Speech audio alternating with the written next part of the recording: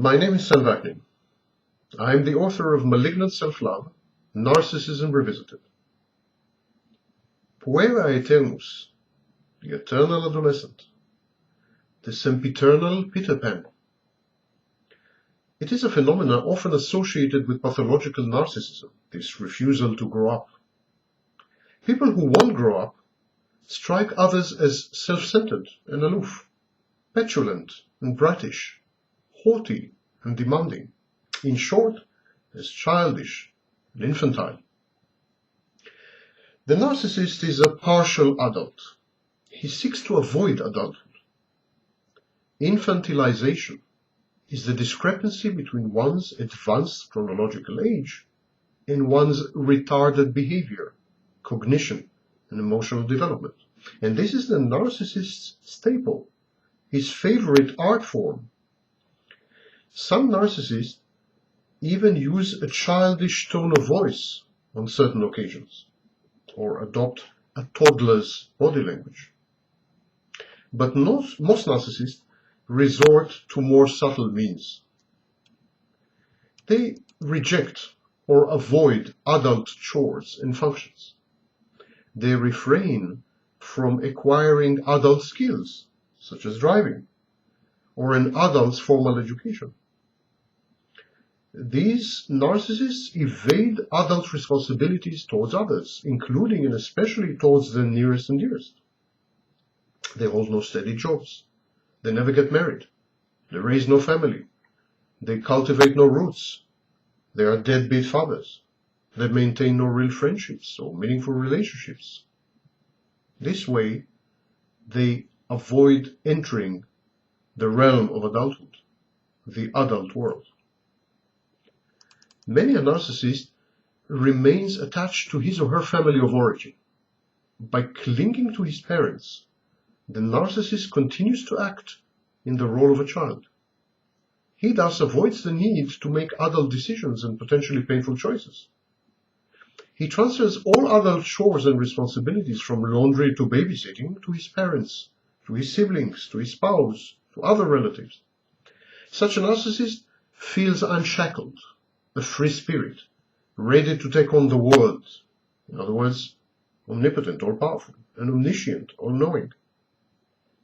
Such delayed adulthood is very common in many poor and developing countries, especially those with patriarchal societies. And there, it may not necessarily be connected to narcissism. It may be a cultural thing.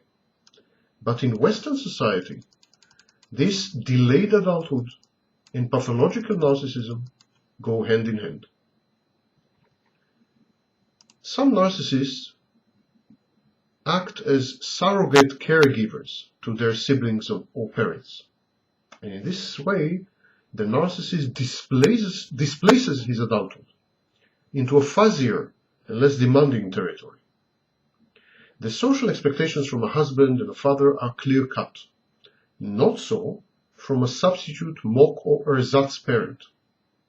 By investing his efforts, resources, and emotions in his family of origin, the narcissist avoids having to establish a new family of his own and face the world as an adult. By constantly giving care to his parents or disabled siblings or poor relations, this narcissist avoids going out into the world, getting married, having a family, finding a job, competing. The adulthood of such a narcissist is adulthood by proxy, a vicarious imitation of the real thing. The ultimate in dodging adulthood is finding God. God is long recognized as a father substitute.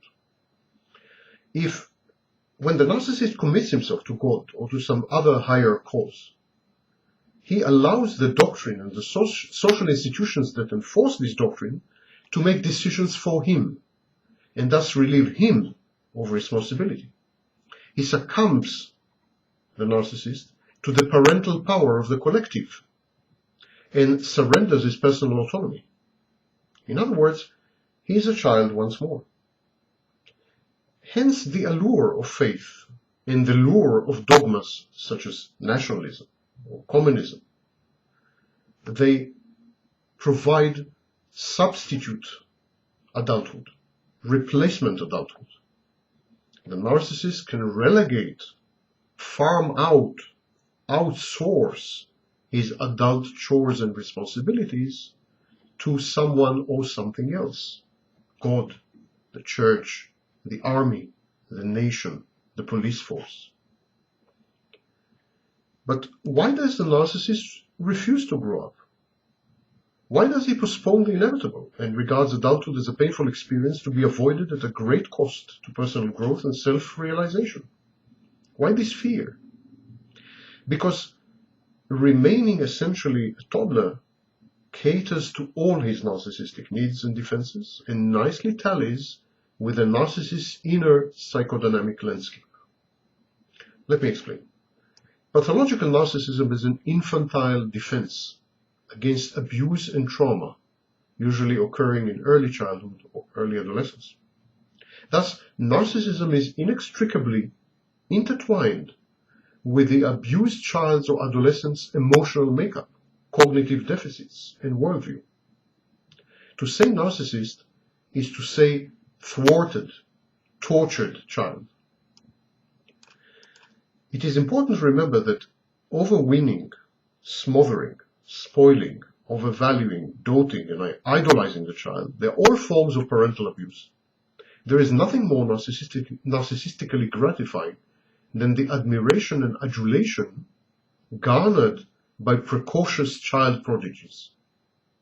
Parents live through these children, vicariously by proxy, as it were. Narcissists who are the said outcomes of excessive pampering and sheltering become addicted to it.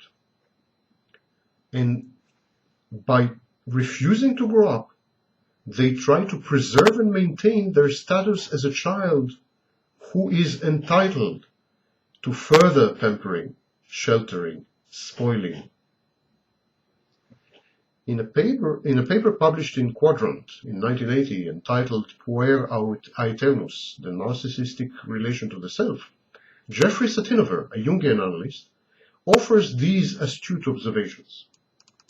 The individual narcissistically bound to the image or archetype of the divine child can experience satisfaction from a concrete achievement only if it matches the grandeur of his archetypal image.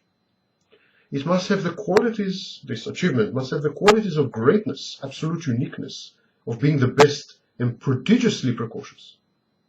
This latter quality explains the enormous fascination of child prodigies, and also explains why even a great success yields no permanent satisfaction for the puer.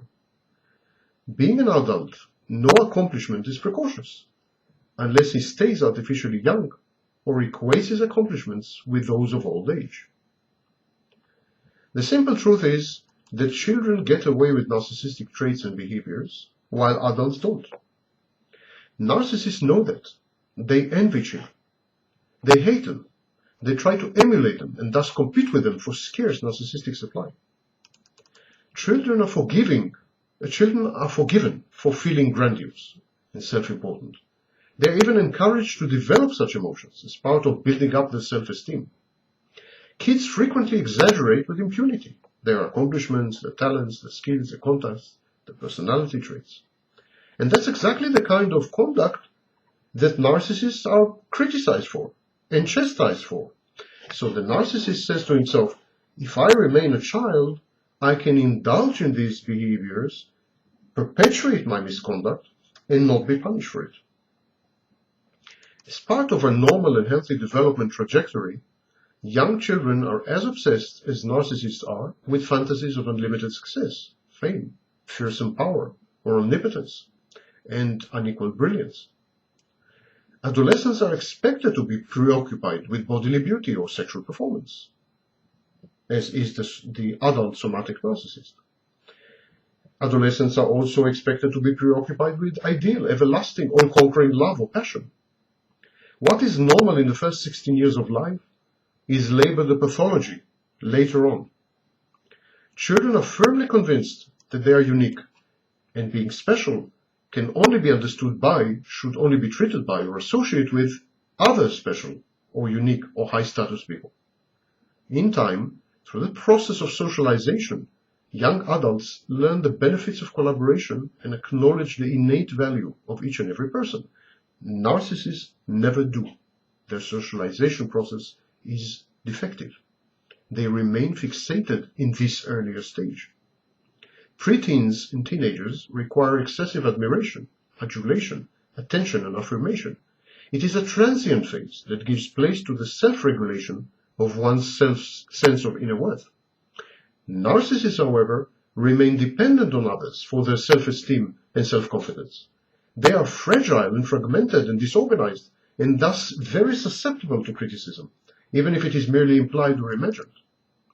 Well into pubescence, children feel entitled. As toddlers, they demand automatic and full compliance with their unreasonable expectations for special, favorable priority treatment. They grow out of it as they develop empathy and respect for the boundaries, needs, and wishes of other people. Again, narcissists never mature in this sense.